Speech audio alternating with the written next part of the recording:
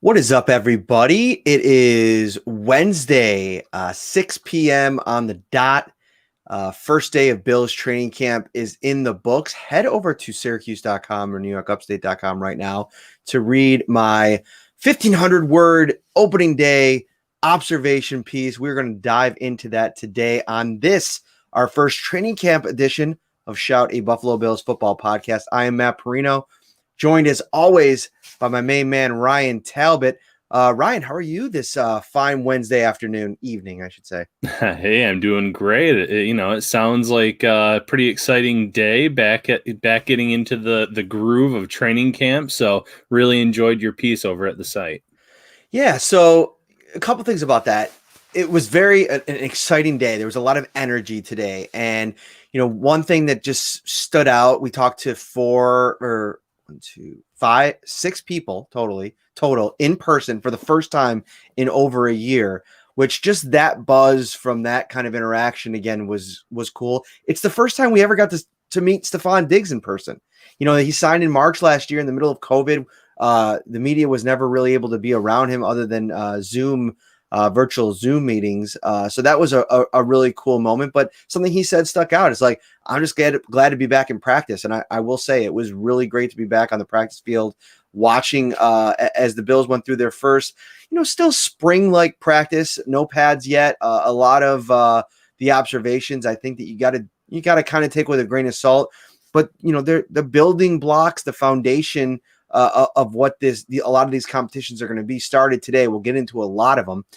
This Shout Buffalo Bills football podcast, as all of them are brought to you by Tops Friendly Markets, your neighborhood store with more. Spend more time enjoying everything that summer has to offer and less time worrying about getting to the store with Tops pickup and delivery. Shop for your groceries online, choose pickup or delivery, and Tops will bring the groceries right to you. Visit topsmarkets.com to get started. There's a ton to get into, Ryan Talbot. Let me ask you first, because I always like starting these off when we can. Your big takeaway from everything that you saw on the day. I was there. We're going to get into it. But what stood out to you from the coverage today? Well, there seemed to be a lot of praise for Josh Allen picking up where he kind of left off last season on social media. I did see that he started off a little bit slow at first, but then it seemed like he picked things up. And yesterday, I kind of talked about wanting to see him get on the same page with Emmanuel Sanders. It seemed like that was part of the mix a little bit today. But what were your overall thoughts on Josh Allen's first day here? Yeah, that's a great question. And, we got a chance to talk to him after practice, and obviously, the COVID vaccine situation with Cole Beasley came up and his extension came up, and, he dialed it all back to football, and they're very focused on hitting the ground running. They feel like they've set a nice foundation in the spring, and now they're going to try to, translate that to some continuity here early on. And it was just the first series, a couple misfires, nothing too crazy. And I didn't even have a section on Josh in the piece, because after that, he really settled in and just made a couple good plays. And to be honest with you, those plays to me don't warrant a section in these observations anymore, because that's the expectation, is that Josh is supposed to be good. Josh is supposed to be solid. And that's what he was today. And I did notate one really awesome throw. It was a spectacular grab from Emmanuel Sanders. I think his first real big time play after a couple practices in the spring as well. It's week 2 of OTAs and then mini camp. This was his first big moment. Trey White was on him in coverage. It was a good back and forth. Trey White got up after the play and he disputed the catch. Incomplete. But I was standing around. I believe it was Sal Capaccio and Mark Gaughan from the Buffalo News. And I think we all agreed that it was a catch. A lot of red zone work done today. And, they looked really sharp. And I think that the battles that we saw, and we'll get into a couple of them, some individual stuff. I think that I like the way that the offense met the defense's intensity. We talked a lot about that in the spring, right? That the defense just seemed to be a little bit a step ahead. This time around, I really felt that the offense showed up ready, engaged. The defense was playing hard. They were talking, chirping a little bit, which they tend to do. A lot of excitement on the practice field. If you're watching on YouTube, hit that like button, subscribe if you haven't already. We're going to get into all of our observations today. But, one of the things you said you were looking for with Sanders was how this thing is going to develop. What you've seen and what you've read and heard, have your expectations changed for him at all? Because we've talked so much about it. I'd like to dial into that for a moment because I'm going to be writing about Sanders at the site tomorrow. We'll get a chance to talk to him, and that story will be up later on in the day. But I was really intrigued hearing the way that everybody from Sean McDermott to Josh to Cole Beasley, what they said about Emmanuel Sanders today.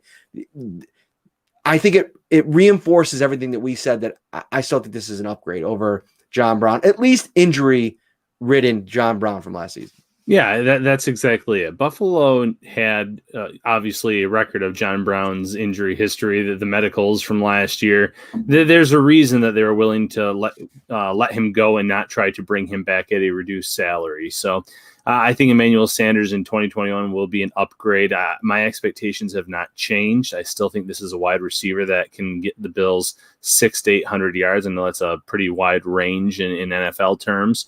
But the way that the Bills throw the ball around and the weapons that they have in the passing game kind of makes that difficult exactly where to figure out where he could fall, because in addition to Stephon Diggs, who is the clear number one target in this offense, you still have Cole Beasley, you still have Gabriel Davis as well, in addition to Sanders. But I think Sanders can be a huge part of this passing game. Give them another element in terms of what they probably thought they were going to get last year with John Brown and Stephon Diggs on the field at the same time. But unfortunately, injuries kind of took that away for the most part last year.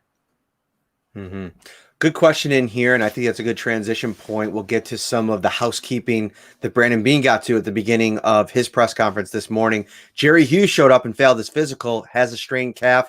Nothing too serious. He was out there on the practice field. He was on the bike before practice, and he was over with the defensive lineman as they were running through some individual work. I think that that's something that they're just going to have a watchful eye on, but I think that it provides an opportunity for guys like, Gregory Rousseau, Boogie Basham, AJ Epinesa to get a better look from the coaching staff, get more time on the field. We'll talk a little bit about Rousseau in a minute. He had a nice play today. And then also, COVID still ever present in our lives. Couple cases over the offseason that Brandon Beane said that the Bills dealt with, got taken care of. He did announce today that on the COVID reserve list now is Deion Dawkins and Ike Butker. One was vaccinated, one wasn't vaccinated. So continuing to deal with the uncertainty around, the virus and, escalating numbers around the country, even in, Western New York. So, we're not like scot-free out of this thing yet. I mean, even for the percentage of people that are vaccinated, this is still going to be something that impacts the team. And, it's probably good to have this type of thing happen now, but as we get into the season, I still think the expectation should be there's going to be times when guys are probably going to miss, especially, if depending on where mask mandates are. And, I'm not getting into what everybody thinks about whether they work or not, but, if numbers continue to surge and we continue to see positive cases, it's going to linger over everything. Now, the NFL did get all their games played last season. So, but it's just something to monitor. Yeah, absolutely something to monitor, something that could play a role this season on a game-by-game basis.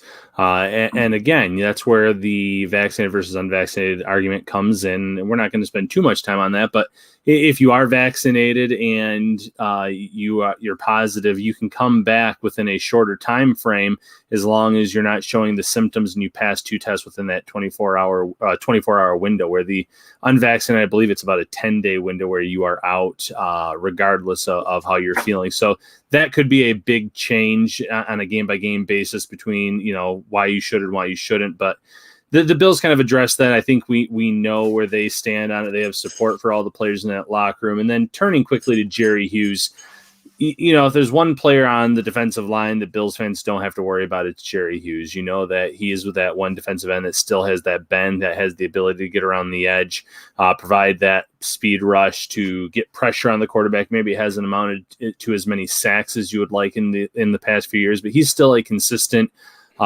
pressure. He's good at getting pressure on the opposing quarterbacks, and he'll be able to do that again in 2021. So being out for a short term with an injury that's not too serious, like you said, that's a blessing in disguise for some of these young guys on the team, whether you're talking about a second-year player like AJ Epineza, the 2 rookies that were drafted in rounds 1 or 2, Rousseau and Boogie Basham, or even a free agent signing who's not necessarily on that younger side, but young in NFL experience in F.A. Obata. Reason I transitioned this is NY AP in the 716 brought up if since Ike is out, will that jeopardize his chances of making the roster? And I don't think necessarily that'll be the case. I'd imagine he'll get back in time, probably for the first preseason game if everything goes right. I believe Brandon said today that one of the players didn't indicate who was asymptomatic and one was symptomatic, and how the recovery time works out. I'd imagine, the advantage a guy like Ike Bucker has is, over even a guy like Forrest Lamp, who's also a veteran, is he's been in the system for a long time. So it's not like he's trying to get up to speed on what his responsibilities are. You could pretty much log him in anywhere on the interior and he'll be off and running. Yeah, a roster spot. I feel he's very safe just based on the fact that they went to him last year when Ford went down. He had all that starting experience, and like you said, he's someone that's been here for a long time. Someone they didn't want to lose at one point, and when they did, he was picked up by the Chiefs early in his career, and as soon as the Chiefs let him go, the Bills signed him back, and they haven't looked back since. They thought there was a skill set there that they could develop, and sure enough, they have. So I don't think it hurts his roster chances. Now, you could make an argument, depending on how long he's out, it could hurt his chances to win one of those guard jobs because you feel good about Feliciano locking down one. But Brandon Beane said, they're going to be Ford's going to be playing at both spots, looking to get a starting job. So maybe both jobs are still out there for the taking, even though Feliciano seems like he's a favorite for one of them. Both jobs are out there, so it could hurt Butker in terms of maybe winning one of those jobs out of the gate week 1. Cody Ford and Zach Moss were out there today practicing. Zach Moss with a couple touchdown runs in some of the teamwork, but again, emphasize, pads aren't on yet. They're not hitting a lot of those run plays. You don't take too much away from him, but it's a good sign that the ball's in his hands. He's running in between the tackles. That's a good sign. They're out of the red jersey, which they spent the entire spring in those non-contact red jerseys. So that's a good sign. And Ford, it's going to be interesting. Sean McDermott said it would be irresponsible if those two guys were full go. We're going to kind of monitor them as we go, maybe put more on their plate as time goes along. But I think the real indication of where those two guys are at are going to be where the pads do come on and how much they play, and if it's similar to what they're doing now. And I will say for Cody Ford, he was out there quite a bit today. I liked what I saw. I thought the quickness was there. I thought the lateral quickness was there. And again, he's facing a pass rush against guys that, it's maybe 70% speed out there, but a good sign for a guy coming off the injury that Cody Ford saw. It was a shoulder injury, right? I'm thinking about it. Yeah. So, the lateral quickness should be there. Yeah, but no, like you said, encouraging to get them both back. I know after Moss suffered the injury in the playoffs, they said it was a successful surgery. They anticipated him being ready to go, but you still want to see it. So having him out on the field a lot, that's great. Those two also started Latulele, who's not coming back from an injury, but from opting out 1 year ago. Kind of same things that were said today. Go at your own pace, get back into the groove. It's good to see him getting back into the mix as well. So, football is here. You want these guys that haven't played for a little while, whether it's opt-out or injuries, to kind of get their feet wet. And then once they feel comfortable, you really want to see what they can do when the pads come on and you're talking full speed. Gregory Roos, let's get into a couple plays that really stood out today. I'll set up, we'll get into the cornerback 2 competition in a minute. I got some thoughts on that. I didn't write a ton about Levi, but he did make a couple plays out there. I probably should have included him. There's a lot to get to today, Ryan. We'll get more. And these practices, like, I don't want to just include, first of all, we can't include every detail. I mean, there's, we can't get into it. So, but we can't include every detail. So let me just say that there's stuff that happens that unfortunately we're not even able to really talk about. But there's a play today that stood out on Dane Jackson. There was also a play that early on that Levi Wallace made.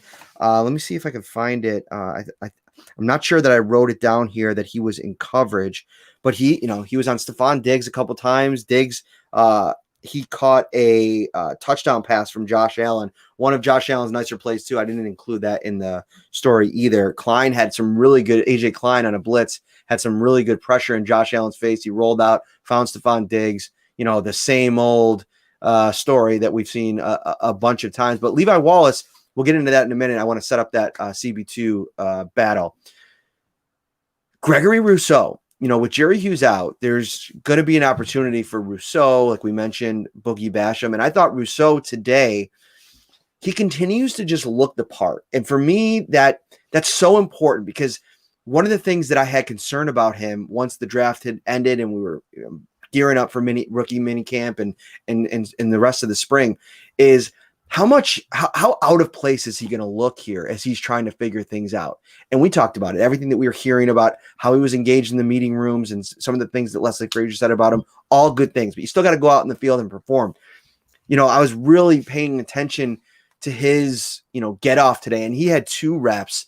The one was the one that I wrote about, but there was 2 reps where I thought he was really good against Daryl Williams, a veteran that, last season, if you're looking at one of the premier performances by a Bills player, I always go back to that Steelers game against TJ Watt, and he was outstanding. This is a guy that, could be on the cusp of all pro type of potential. Daryl Williams, after signing this 3-year deal, and Gregory Rousseau looks perfectly at home against him. Now, I'm excited to get to the one-on-ones when they start battling with pads on, and you could kind of see these kinds of interactions a little bit up closer. And then, even the teamwork once they get after it. But for what we've seen now, Gregory Rousseau to me is popping, and that is great news if you're Brandon Beane, Sean McDermott, Leslie Frazier, and especially Eric Washington. Yeah, I agree completely. And I'm not anticipating him winning one of the starting jobs or anything to that nature. I still think they're going to go with their veterans in Hughes and Addison, but that's where he can still come in. He can be that change of pace guy that plays limited reps, but brings that energy, brings that speed, and he'll be going against tired offensive linemen in games, whether it's on obvious third down pass situations, maybe they feel he's an upgrade at that spot, or whatever the case may be. And he could really come in and make an impact as a rookie in that role. Now, maybe he looks the part in training camp and he takes a big step in terms of going over the expectations that I think a lot of people have for him. I'm not going to sit here and say never on winning a starting job, because it's the NFL. Anything can happen. Injuries. There's always surprise releases. There are always moves that could be made. But I still think he can make an impact as a rookie in that situational role. So it's good to see that he's popping right now, that he's flashing, and he's making the most of these opportunities. Mm-hmm. CB2, I wrote about it yesterday. You could go check out some of my top position battles. I think the defensive line conversation is a fun one to have. I wrote a little bit about that and the ambiguity a little bit too of the there's not that traditional position battle necessarily. It might be cross positions that happens. Hello. Uh-oh, got a little co-star for this next part here. So yeah, CB2 I think is the premier position battle going on in camp. And today Levi Wallace comes out, makes a really good play. I believe he was in coverage, maybe on Dawson Knox, I want to say. Made a good play. Didn't have a pass breakup or anything like that, but just looks comfortable. He looks the part. He looks like he's been there before. And I think that's what Brandon Beane talks about over and over again, is a guy that you could just rely on him, and he embraces that that competitive mindset that Sean McDermott wants so bad. Later in practice, I would pat myself on the back for this one, although the cleverness level of this is not very high. I mean, let's be honest. But I said, man, we might have to start calling Dane Action Jackson, because this dude, every time he is on the field, there's some type of action. He's in the middle of some kind of big play. And today, Duke Williams was in the end zone near the goal line, and that's where Duke Williams usually does, some circus type acrobatics and, make some big plays. I mean, some of the most sensational catches I've seen in practice over the last 3 seasons have come from Duke Williams. I mean, he is a really good practice player. Oh, I understand. Can you go tell mom? No. Oh, okay. Well, why don't you come up here and just listen to me, okay? And so, so Dane Jackson I lost my train of thought. So Well, no, that's all why don't right. you come on in Yeah, here? absolutely. I do want to hear her thoughts on cornerback too, though, and she's more Dane Jackson and Levi Wallace. But both players are going to be fine in this system. You have a superstar across from them in Trey White. So whoever wins that job, yes, they're going to get targeted a lot. They're going to give up some catches. But we've talked about this, Matt. The coaching staff has the utmost confidence in both players. Levi Wallace has been here since he was brought in as an undrafted free agent. He's won the job over and over again. He's proven that he can be average to above average at that position. And that's all you need when you have a lockdown corner opposite him. Dane Jackson makes the most of the opportunities. He even in the practice setting, he seems to do that. And you're right, the Action Jackson moniker kind of fits for him. So I think the Bills, rightfully so, feel good about that situation.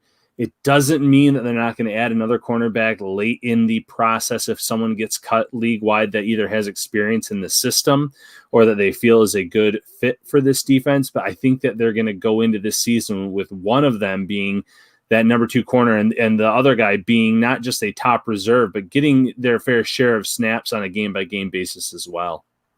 Mm-hmm. All right, now that we have the floor back here. Tops Friendly Markets is the sponsor of Shout at Buffalo Football Podcast. Tops loves local. Tops is proud to partner with over 200 local growers to supply Tops with their freshest homegrown fruits and vegetables picked this morning. They could be on your table tonight. All right, Ryan. So another interesting storyline here as we move along. We talked a little bit about some things going on in the defensive line. Star Lotulelei back in the mix today. He did practice, and he practiced during minicamp, but it wasn't. He wasn't really thrown in too much in the team drills. Today, he was a regular fixture in the rotation. Again, we can't talk about where he played, but I thought he looked, at the very least. Brandon Beane said he came in. He really liked the kind of shape that he was in. We saw some videos on social media. He looked like, he was right at home. Now, I think that they want to kind of be careful with how much they put on his plate too soon, because you miss a year of football. You're going to have to get that conditioning up, but just being ready for day one, practice one, I thought Star Lotulelei looked really good considering. Yeah, and we saw those videos leading up to the official report that he was coming back a month or so ago. He looks to be in great shape. Brandon Beane kind of said he looks rejuvenated. He looks refreshed. The linebacker is going to be thrilled he's back. Tremaine Edmonds met with the media and said how excited he was to have Lotulelei back in the mix. And you're right. Day one out of the gate in training camp, you're not going to see him out there for every snap. You're not going to see him at a full go, just because, again, you're not wearing the pads. He's going to be taking it easy, easing himself in. But he is such an asset to this team. And I think fans really saw that last year when he wasn't there.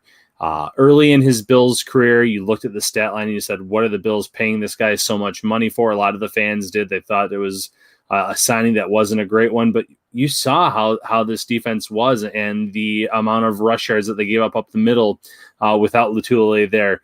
You know that the linebackers probably weren't as disruptive as they could have been last year because he wasn't there manning the middle of that defense.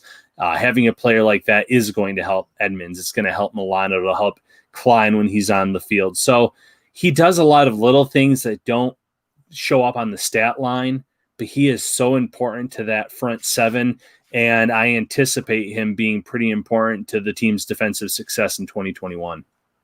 Let's get into some questions. I've seen some flying around in here. I want to talk about Jake Kumaro because, he's been in the news. You put up a story on him today.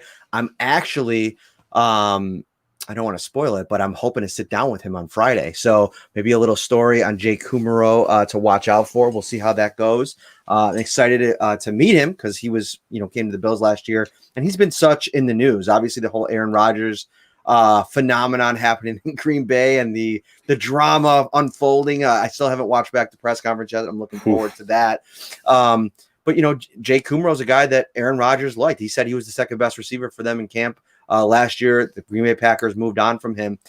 He's in a very talent-rich wide receiver room here. And I think it was John Scott who quote tweeted that one of the tweets about him being the second best receiver in camp, and now he's in a camp where he's maybe the 7th or 8th best receiver. But if you're asking me what are his odds to make the roster, I don't think it's impossible. As a matter of fact, I think that Isaiah Hodgins, for as much hype as he's received over the course of, from me included, I thought he looked great in the spring. He's got a battle on his hands. I mean, Duke Williams, he's his afterthought because he's a guy that, was his big time, with the Bills came early on in the process. And since then he really hasn't gotten a lot of shots on the active roster, but he's a guy that, is just gaining experience. They know they can rely on him. He's played NFL meaningful snaps, had big plays in games before. He's always going to be a threat. Isaiah Hodgins got to go out there and prove it. I think Jake Kumaro is a guy that went out last year in the Denver game, limited opportunities, makes the most of it. They value that. And Isaiah Hodgins, for as much as they like him and they drafted him, you only have so much to go on right now. You got practice reps, and we're talking about practice, and these guys have done it in games. I like that, and we're talking about practice there. Very nice, very nice. Iverson reference there. Yeah, listen, I'm not saying that Isaiah Hodgins is Des Lewis or that he's Ray McLeod, but we've seen wide receivers show up big time in the spring, have great performances. And then when it comes to training camp time, they kind of disappear a little bit, and then they don't make the roster, and then there's shock. And how did that happen? That could easily happen to Isaiah Hodgins. Like you said, Jake Kumaro has experience in this league. He's also a very good special teams player. 6 games last year with Buffalo, 95 special teams snaps. They had him on the field a lot when he was activated on this main roster. Not so much at wide receiver. He had 1 target, 1 touchdown, 22-yarder against Denver. But he can do a little bit. And, Green Bay, were they right to get rid of him last year without consulting Aaron Rodgers? Probably not, because Rodgers was singing his praises the day before on Sirius NFL radio, saying how he's a great teammate, great professional, having a great summer, this, that, and the other. But they also had some young guys that they really wanted to get experience playing, and they probably knew that it wouldn't happen if you kept a Kumaro. So it was a tough situation for them to be in. But in Buffalo, like you said, it's also going to be a tall task for him to even make the roster here, because we've already said those first 4 slots you can put in Sharpie right now. You have Isaiah McKenzie that you have to feel pretty good about in terms of wide receiver 5. Not just a gadget guy anymore. He's gotten better and better in the slot over his career here in Buffalo. He has that return experience. So Kumaro is really battling Hodgins for wide receiver 6, or if they keep a 7th, that could be his spot as well. So not a guarantee, but yeah, I was going to ask you if you watched the Aaron Rodgers press conference. It was more of like a 20-minute roast of the Green Bay Packers organization, just where and there's nothing they could do about it. And I mean, listen, they know that he is a MVP. He is the reigning MVP. They know that without him, they would have seen significant a decline in terms of wins and losses this year. So they're already going out of their way, bending over backwards to make him happy, trading for Randall Cobb, a player who realistically maybe doesn't even make the roster in Houston because of that cap hit. And not only do they send a 6th round pick over to Houston, they're taking about $5 million off the books for Houston, because they're only paying about Houston's only paying about $3 million of that $8 million contract in the trade. So he's getting one of his old targets back. If the Bills end up getting rid of Kumaro, or if there's if they need another wide receiver in Green Bay, I could see them going out of their way to contact Brandon Beane too and say, hey, listen, we don't know what his situation is in Buffalo, and if you don't think he's going to make this roster, what would it take to get him there to Green Bay? So never say never. I still think he has a shot of making this 53-man roster, and that Brandon Beane's not just going to let him go. But with Aaron Rodgers, anything's possible. You can see right now he's having his way in Green Bay as they kind of get ready for his last dance there with the Packers. It's going to be interesting to see how that unfolds over the course of the season. Always, never a dull moment around Aaron Rodgers. He reminds me a lot of TNT, here for the drama. and it's going to be fun to watch it all play out. That's not even the catchphrase. I ruined it. What was the catchphrase on TNT? No, it has was something it to do with TBS? the drama. No, that was No, TNT. Is it TNT? We love drama. Something like that. Something but like no, that. I loved it. Okay. That was great. Oh man, I butchered it. I'm just gonna put Kennedy back in this spot. Just take over for the show. Next point. If you guys have anything you want us to discuss, I'm trying to scan the. We've talked a lot about Dawson Knox. I'm probably not going to dive too much into that right now, but I do want to talk about Mitchell Trubisky, and I wrote about him a little bit today. We know drama. TNT, we know drama. Mr. Brooks, 1914 on Twitter. My man, thank you for that assist. TNT, we know drama. Damn, that would have been fire if I had it on that spot. So Mitch Trubisky came in today, looked crisp. I thought he looked good warming up, throwing the ball into the net. Josh Allen's usually going to look the best of the group, no matter who's in there, unless you had Patrick Mahomes maybe in the mix. But I thought Mitchell Trubisky looked good, just warming up. And then finish the story about Levi versus Duke in the end zone. Oh, did I not finish the story? Oh, maybe that's where I was when Kennedy came in. Well, let me go back to that, and then we'll get to Mitch Trubisky, because you're right. I do want to make sure that I get to that, because it's a big piece of the thing.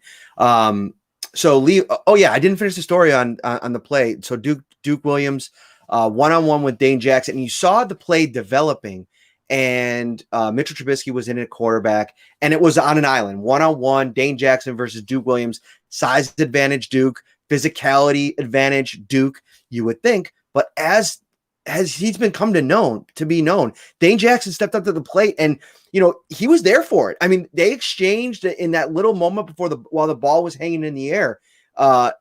Dane Jackson held his ground, blow for blow with Duke Williams, and as they rose up, I believe either Dane Jackson was able to get his hand in there and affect the pass, or his presence didn't allow Duke Williams to really truly extend. He wasn't able to get his arm all the way back, and he wasn't able to make the play. Anyway, big play in the end zone where you look at that play developing and thinking Duke Williams is probably going to come down with that play, incomplete pass. And those are the kinds of plays. If that's a third down play in the red zone and you force a field goal in a tight game, those are the kinds of plays that just scream, McDermott's defense. Those are the kind of plays that can change the course of a game. Yeah, big time change the course of the game. I mean, you just said it, not just force a field goal in those Buffalo wins. I mean, it doesn't matter if it's September or January, those wins can be swirling and make things really difficult. We saw that in the playoffs against the Ravens last year. One of the best kickers in the NFL had issues making kicks in Buffalo in that game. So, getting the special teams on the field, it doesn't just mean that the other team is going to get a guaranteed 3 points. They might come away empty-handed. So, getting those pass breakups in big situations in the regular season would really benefit Buffalo, especially when I'm expecting this defense to take a step forward after a slightly disappointing 2020 campaign. This is why we love the commenters and our live viewers, which, by the way, if you're watching on YouTube, thank you. Hit that like button and subscribe if you haven't already. I would have left everybody hanging without the full Dane Jackson story. Shame on me. I'll have to give Kennedy a hard time when I see her after the show if she's not already in bed.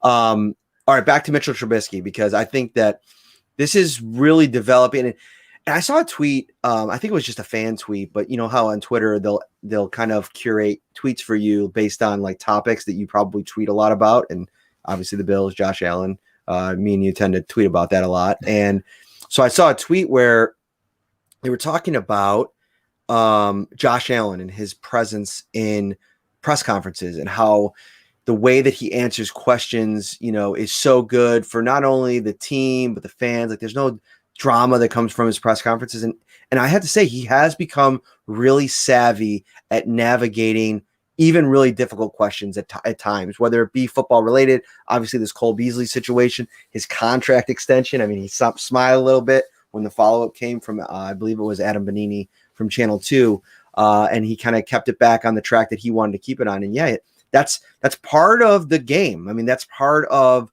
especially with Sean McDermott, he doesn't want to give away any disadvantages. And so I think that Josh has come a really long way in his development on and off the field. And I think that that's one area where I think Mitchell Trubisky is probably sitting at One Bills Drive every day, since he's been here with a notepad out. And Josh revealed today that him and Mitch have already become pretty close friends, which I would have loved to follow up, but I'd already asked him a couple questions. And when the first Josh press conference tends to be pretty, questions are flying, et cetera. And I wanted to ask him a follow-up about Matt Barkley and losing that in the room. But he really talked up Mitch's energy in the quarterback meetings and, bringing his 50-plus games worth of experience and obviously one more year of experience starting the league. And that's something that Matt Barkley, for as good as he was for Josh Allen, he didn't have to offer Josh experience as the guy. And I think that Mitch, even though a lot of it was bad experience because of how much he struggled, it's still experience all the same. And what went wrong there, I think, can really, help Josh in a lot of ways. And there's some things that went wrong for Josh early on in his career as well. But he says he's really smart. He asks a lot of good questions. And again, another guy in the room that's kind of swirling the conversation around getting this team and this offense to be even better than it was a year ago is good. And another piece of it that he was talking about was with Brian Daboll, who went back to the drawing board this offseason, and even in recent weeks since minicamp has been in the lab devising new ways, trying to think up and studying to think up different concepts to take this offense and take it to the next level and provide new looks as they go into a game or a season where a lot of teams are going to have all the film from last year to prepare for the Bills, and they got to be a little bit different. So I think having Mitch in the room and the competitiveness that he brings. And also Josh even mentioned it. He's really, this is where I was going with how he is in press conferences, for him to admit that, the Bills are in a really good place. Maybe even if something happens to him, Mitchell Trubisky could come in and is a really nice option as a backup. He's here to help us win games. And I think that kind of awareness from your starting quarterback, who's the CEO in a lot of ways, the face of the franchise, it's really good in year 4 and how young Josh Allen is. Yeah, first and foremost, I wasn't surprised to hear that Mitchell Trubisky had a pretty good day on the practice field. We talked in the spring about how it seemed like he was dinking and dunking a little bit, and that's common when you're learning a new playbook, when you really haven't been on the field with those teammates. So he probably had some work or did some work with some of those receivers. He really probably dove into that playbook in the last few months. So coming out, seeing what he could do on the field today, it sounded very encouraging. The relationship with him and Josh Allen, also great. Josh Allen seems to be very close with that entire quarterback room. We've obviously know how important Davis Webb is to the mix, but you're right. Trubisky can offer a lot from, a former top 10 pick, and in his case, even higher than Josh went. So he's used to having the weight on his shoulders, so to speak, of having to be that guy. And although he didn't end up being that guy in Chicago, he had some moments. He made a Pro Bowl with that team. He played 50 games. I know wins aren't a quarterback's stat, but there are more wins on his record than losses. So like you said, if Josh Allen goes down, we've talked about this, Matt, if he goes down for a quarter of the season or 4 games and Trubisky can lead them to a 2-2 record, that doesn't sound great, but it keeps the Bills afloat in terms of winning the division, staying near the top of the AFC standings. You want someone where you're not going to have to alter your game plan drastically. Now, are you going to throw the ball 40 plus times with Trubisky? No, you'll probably lean on the run game a little bit more in those matchups if something were to happen. But he's a quarterback that has a strong pedigree, that has some skills that Brian Daboll clearly feels like he could utilize if it had to come to that. And we've talked about it. We're not the first people, we're not the last people to say this. If Trubisky shines this season, even if he doesn't get on the field in a game, starting, maybe he comes in late in the game in cleanup duty in a blowout or something like that. When Brian Daboll goes somewhere as a head coach next year, because it's going to happen, I'm putting it out there now, it should have happened this past season, there's a good chance that Trubisky goes with him and is that placeholder quarterback with whoever they end up drafting, because usually when teams are hiring new coaches, they're in a high draft seed, there's high draft spot to take a quarterback. But this is a big year for Mitch Trubisky, and I think he's really going to hit the ground running, and he's going to find himself in an offense where he has weapons, and he has a great offensive mind in Brian Daboll and a great quarterback room that can really help him take the next step in his own development. Mitchell Trubisky playing the role of Tyrod Taylor, I think is something that for him, considering how at times bad it went in Chicago, I almost feel like he'd welcome that kind of, art. I'm not saying that he's got to be limited to that, but for a year to go, like early on, Tyrod was really good, I thought. Like looking back at it, obviously wasn't covering the team yet, but looking at it from afar, I thought that he did a lot of good things, and he didn't like lose you a lot of games. And I think that's the kind of bridge quarterback that you want. And you could bring a guy like Mitch along, to your point, and give him the opportunity to be more than a bridge. But at the very least, I think that that's a pretty awesome take. Another guy I want to bring up, because obviously Deion Dawkins out with COVID, gives a very, very large opportunity to third-round draft pick Spencer Brown to really get out there and mix it up and have some fun matchups. And I think one of the things that I saw today more than anything is that I didn't really notice Spencer Brown. And that's a good thing, because most of the time when you're noticing Spencer Brown or an offensive lineman in general, it's for a bad reason, because they probably just got blown up. A lot of times you're not really seeing, especially in these non-padded practices, you're not seeing a lot of pancakes, etc. But I thought that Spencer Brown was really solid today, and I expected him to come in and have a solid start to camp. I think it's such a nice head start, but at the same token, I had to ask you a question. Come here. Everybody wanted to know, who do you think is going to win the cornerback 2 competition? Dane Jackson or Levi Wallace? Which one? Yuki. Lukey? Yeah. Your brother? Yeah. No, you got to pick Levi or Dane. Dane. Dane? Yeah. You're the same as Daddy. Give me a high five. Give me a kiss. Okay, go play. There you go. That is the content that everybody showed up to the Shout Out Buffalo Bills football podcast for. But no, the more and more I'm looking at this, and I know on the same day as Ike Bucker, but I really am struggling to see the path to the roster for Jack Anderson, but maybe even to Tommy Doyle. I mean, one of the things that I thought could happen over the course of the spring to now is that Spencer Brown would come in much more prepared to compete, right? I remember we talked about in the spring, Tommy Doyle had one practice where he was real obvious that it was a struggle. I think because of the numbers on this team, I think you could sneak guys like Jack Anderson and Tommy Doyle, later round draft picks onto your practice squad, a lot like you did with Dane Jackson with these extended numbers, and get away with it a little bit easier in a year like this. I mean, Ryan, somebody was asking, how does Jake Fromm look? I mean, he looked fine. We didn't see him a lot.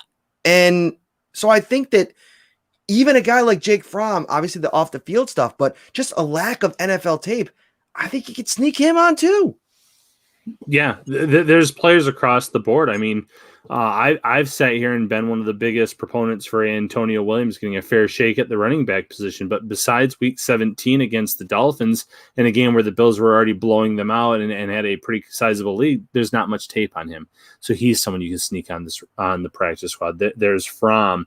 There's an Isaiah Hodgins if they do feel more comfortable with Kumaro, because the film's not there. Now, I will say this about a Tommy Doyle, because he was taken a little bit early, obviously several rounds earlier than Anderson. There could be one other team that maybe had a high grade on him that might say, we have him as a developmental guy for his rookie year, but we also have an opening on our roster.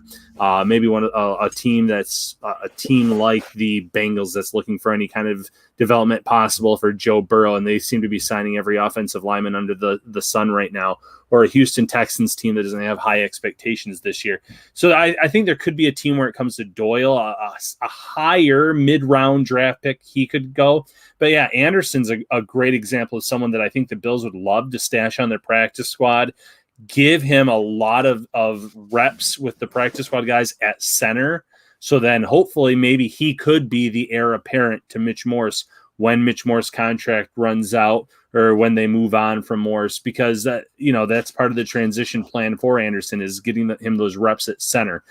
When it comes to Spencer Brown, I'm not surprised by the fact that he's looked the part thus far. And like you said, offensive line is the one position where you probably don't want to get noticed in practice. Any accolades or anytime you get noticed at any other position is generally a good thing. Offensive line, though, getting noticed is bad because it means someone blew by you, someone knocked you down, you made a mistake, this, that, or the other. Working with Staley, former All-Pro, Pro Bowl lineman this past season, instead of actually playing in games, I think that's going to actually benefit him. He could have gone to another program, but he didn't want to leave his teammates behind because they weren't getting to play. He didn't want to play. I think that development and getting to play with a Joe Staley or practice and learn and pick his brain too is going to help. And we already know about the athleticism. It's off the chart. So I think that year one, he starts out as this team's swing tackle. And if there is an injury or something that occurs at some point this season, I wouldn't be shocked if they even feel comfortable throwing him into the starting lineup and not making a move the following week to try to bring some veterans in to replace him necessarily, but maybe add some additional depth.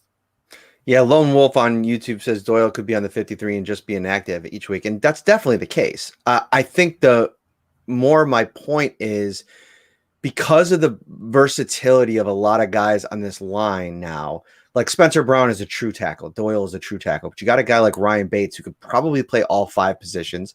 You have a guy in Cody Ford who, it's going to be sprinkled around at guard, like Brandon Bean said today, or Sean, whoever was talking about where they had plans for him, but he could play tackle too in a pinch. So if you're really lean, and especially if he doesn't make the job, if he doesn't win one of the guard jobs, Cody Ford, and he's still on the roster, you have unbelievable flexibility with him to play pretty much 5 spots, probably maybe 4 if you haven't used him at all at left tackle, or 3 or 4 spots. He obviously wouldn't play center, but that's the kind of versatility that I think that if you have other position groups that you want to bulk up, the defensive line stands out. The defensive backfield stands out with all the different things they like to do there. Keeping a guy like Saran Neal, keeping an extra running back like Tywan Jones. They keep a third quarterback. They keep a third tight end. All these kinds of things kind of go into the mix here as they try to figure things out. Another position that's super deep, Ryan, that we haven't talked a lot about yet because the starters are set. You could have 6 linebackers. I mean, you could literally stock your special teams units with a lot of these linebackers. I mean, Tyrell Adams is an absolute monster. Markel Lee, I think, can do a little bit of everything, and AJ Klein as well. So, and not to mention, I keep not mentioning him because I kind of put him in the pocket of Milano and Tremaine because he's been here. But Tyrell Dodson is a guy that I think has every bit of a chance to make this roster as anybody else. I think he's really good. I think he's really well liked in the room. I think he brings a lot of different things. So, yeah, Matthew Harmon with a great point here. It is a great problem to have. Final thought on this, Ryan? Yeah, final thought is they're stacked. Like you said, they have some sneaky depth at linebacker. It's a great problem to have, and it just shows you how night and day this roster is from when Brandon Bean and Sean McDermott first took over to where it is now.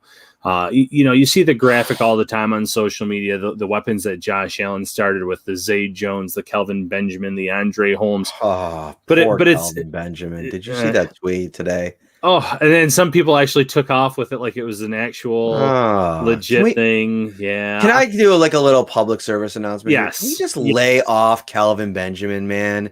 Like, every time I see it, first of all, I never really thought it was funny. I get it. The cheeseburger jokes at first were have a laugh. But I'm telling you, the dude never did anything to anybody, really. I mean, he didn't pan out, but let's lay off the guy. People just cannot wait to tell a Kelvin Benjamin joke. I don't know. I'm out on that. But beside the point, some news. He was released today by the Giants. Yeah, and it was kind of bizarre because he was on the field and then he's walking off the field, the GM's with him, and there were reports that it looked like a heated discussion, and I guess that part was legitimate. But then there was a social media account that said that he was caught stealing food from the facility And this thing had like over 2,000 retweets the last time I looked at it. And it tricked some legitimate people into believing that was true. There were the sites that wrote articles not realizing it was not a legitimate account. So, like Matt said, kind of lay off the guy. He did not pan out. It was a bad trade. One of the few poor moves that Brandon Beane has made in his time here in Buffalo. But at the time, he was trying to get them that playoff push. He thought he could help out.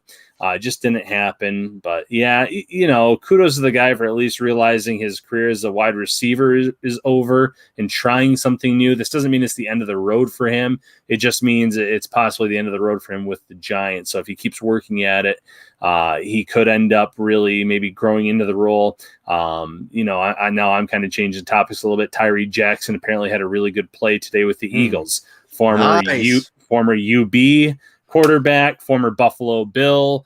He's I talked to him recently. I wanted to get him on the pod, but he's so dialed in. It's a lot, man, going from quarterback to tight end. And so he's super busy, but he's going to give us a podcast appearance next offseason. So I'm really looking forward to that because he's got some early Josh Allen thoughts, not only from being in the Bills locker room and being in the quarterback's room, but also working with him out in California. So that'll be really fun to catch up with him, but go ahead. Yeah, no, it just seemed, you see what happened with Logan Thomas. It took years for the former quarterback to be converted to tight end, and now he gets that payday. Kudos to players that realize maybe Tyree really early in his career, okay, quarterback in the NFL is not going to happen for me. Where could I thrive? Tight end makes sense because of the size, because of the athleticism. So maybe he doesn't make this Eagles roster, but he's already flashing, doing some good things there. I wouldn't be shocked if they stash him on their practice squad and he eventually develops into a quality tight end in this league. So, kudos to him. Kudos to guys like Kelvin Benjamin, who did realize that the days of playing a certain position are in the past and trying to transition to something different. I am so excited. I'm going to see Ryan Talbot in T-minus 48 hours coming over for some dinner. I teased it, Ryan. Do we do the Friday podcast in person live? I love it. I love the idea. I think we have to do it. Yeah, I don't think we've ever. Oh no, we've never done a podcast in the same room, but we did do the video in Houston, so that definitely counts. I think, but that'll be exciting. He'll be in town. We'll have full coverage on Saturday. Little note though, same reporting principles on Saturday, unfortunately. So. Fans are going to be in attendance, so I'm sure people are going to be tweeting out video, and so I guess look for it there, but we will not be able to because the reporting guidelines are still in place. If you're watching on YouTube, hit that like button. No excuse not to. It's right under your fingertip. Hit that like button. Help us, people. We are going to be live every day. We are on the ground. We are at practice, and we are going to bring everything that we can talk about that we see to you on the Shout Buffalo Bills Friendly Markets. Tops Fresh Burger Bar with over 30 varieties of beef, turkey, chicken, plant-based and gourmet blend burgers ready to grill. Tops Fresh Burger Bar has you smiling all summer long. They're all almost memorized. I love it. I might go over to Tops tonight, get me some ground beef to cook up some burgers. I'm just kidding. I'm exhausted. I'm not having time for any of that today. Probably going to have some Cheerios and go to bed. So that is going to do it for Ryan Talbot. I am Matt Parrino. Don't miss the show tomorrow. I believe Saturday is probably the first padded practice, but I got to find that out for sure. I think it used to be, I was talking to Mark Gaughan today. He said usually it's 3 spring-like practices and then the pads, but who knows? The new CBA since the last time we had a traditional training camp. So we'll see where that's at, but keep it locked onto the podcast because we will have reaction, observations, intel every day. See you next time. For Ryan, I'm Matt.